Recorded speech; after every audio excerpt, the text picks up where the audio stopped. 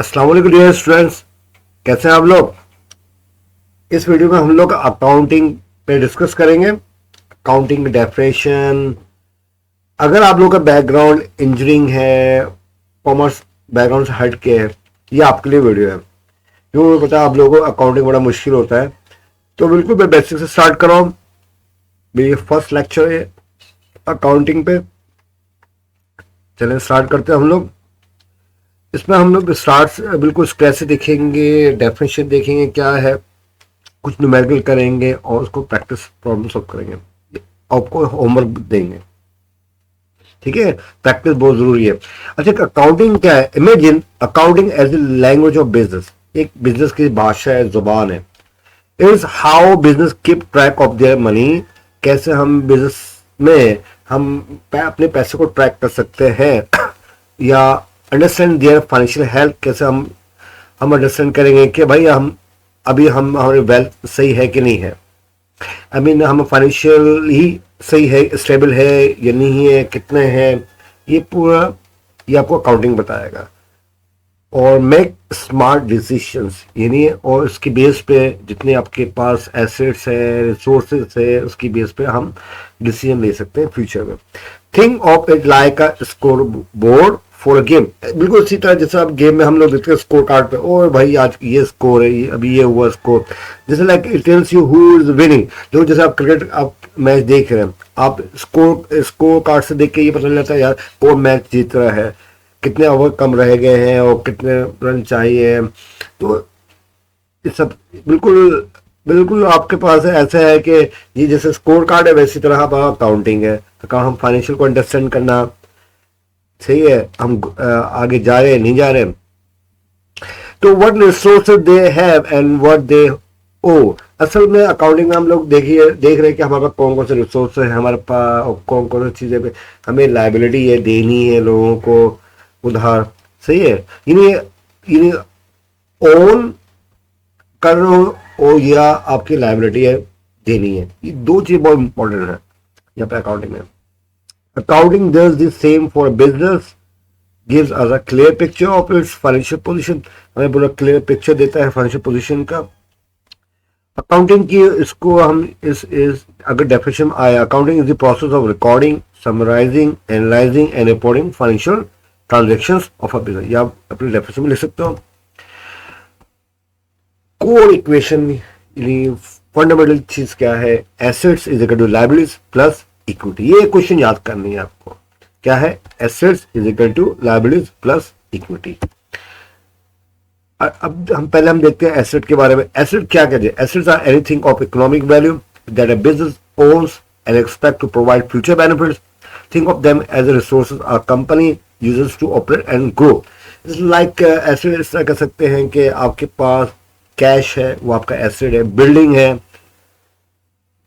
Equipment है आपके पास, जो आपने खरीदा है मशीन आपको इंडस्ट्री चलाने के लिए, जो आपके पास बिल्डिंग है।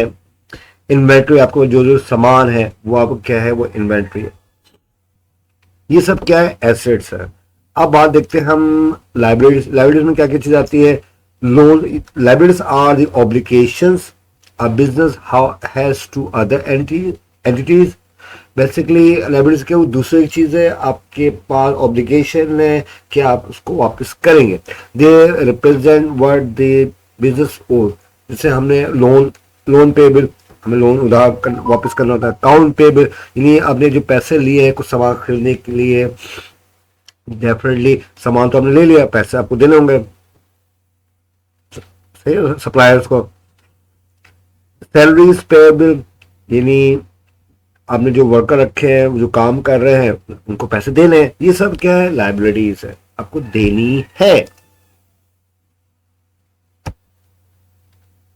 अच्छा, अब आते हैं तीसरी इक्विटी। यार को asset is equal to liabilities plus equity. Equity क्या चीज है?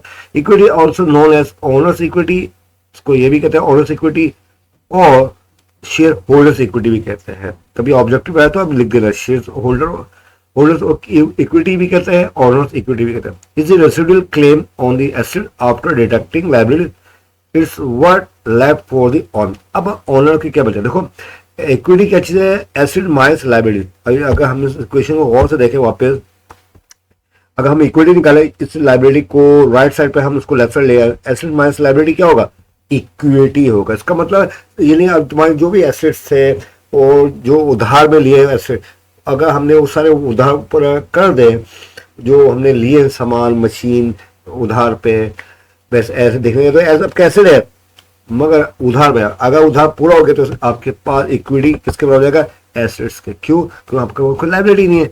इसको हम थोड़ा देखते हैं न्यूमेरिकल समझ में। और this represents the owners investment in the business and any accumulated property, यानी इसका हम बात करें रिप्रेजेंटेशन, ये ओनर्स की इन्वेस्टमेंट है, इक्विटी, और दूसरा क्या, एक्युमुलेटेड प्रॉपर्टी, मतलब तमाम वो जो प्रॉफिट इकट्ठा हुआ, ये क्या है, इक्विटी है।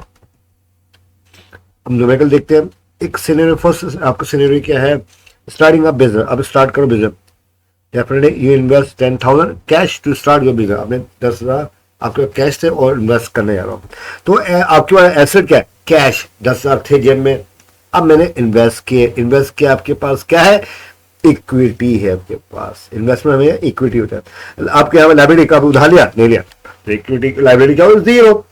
तो asset is equal to liabilities plus equity, asset 10,000 और लाइब्रेरी जीरो और इक्विटी क्या है 10,000।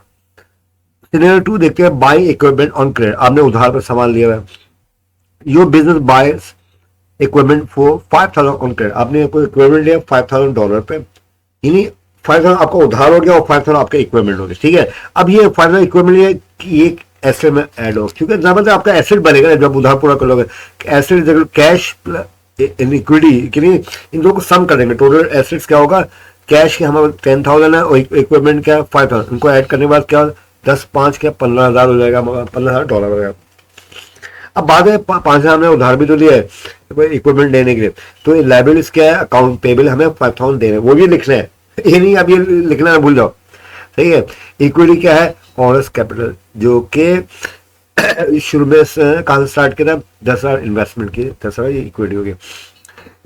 क्या क्वेश्चन बनेगी, asset is equal to liabilities plus equity, asset क्या है 15,000 टोटल एसेट, और आपके पास लाइबिलिटीज क्या है 5,000 का मैं उधार लिया मशीन है, और 10,000 हमारे पास जो है हमने इन्वेस्टमेंट करा, ये हमारा क्या हो गया, देखो 10 5 15,000 बैलेंस हो गया, 15 ये हमें बैलेंस करना होता है, याद रखना। योर अब आपकी बारी है, अब ये आपको न्यूमेरिकल घर में करना है, और मुझे नीचे दिए हुए कमेंट्स मैसेज में आपको बताना इसका आंसर क्या है, सही है। तो आपको क्या निकालना है, टोटल एसेट्स निकालना है, टोटल लायबिलिटीज निकालना है, और इक्विटी निकालना है। Thank you for watching, subscribe please, like please, Allah Hafiz.